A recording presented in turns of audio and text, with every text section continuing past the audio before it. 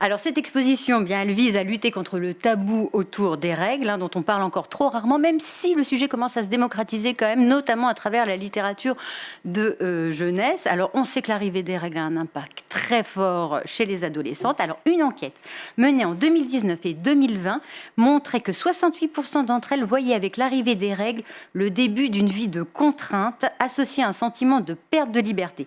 74% une étape symbolique marquant la fin de l'enfance et que 85% des jeunes femmes interrogées préféreraient ne jamais avoir leurs règles.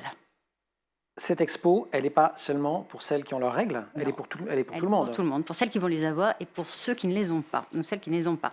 Alors elle se présente sous forme de panneaux. Il y a 12 panneaux qui sont illustrés par l'autrice et illustratrice Myrion Mal. Alors parmi ces panneaux, on trouve entre autres c'est quoi les règles. On y apprend notamment que le terme est apparu pour la première fois au XVIIIe siècle.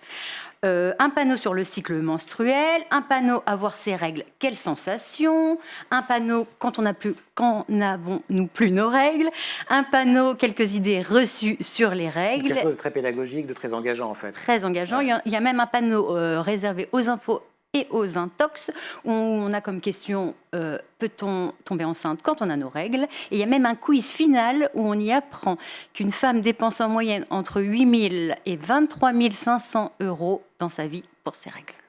On achat de protection, etc., etc. Exactement. Wow, oui. Ça coûte quand même une fortune. En tout cas, une expo très bien faite. Très bien faite. Elle est seulement informative ou il y a une dimension...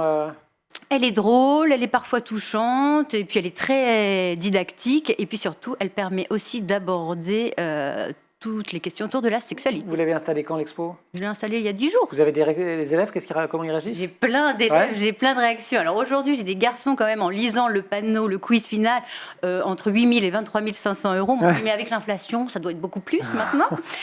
Sinon, c'est quand même des conversations de filles, entre filles, avec des garçons à côté, mais c'est quand même les filles qui parlent entre elles. Alors j'ai entendu, toi tu les as eu à quel âge? Moi, ma cousine, elle a mal au ventre. Moi, j'ai plein de boutons avant.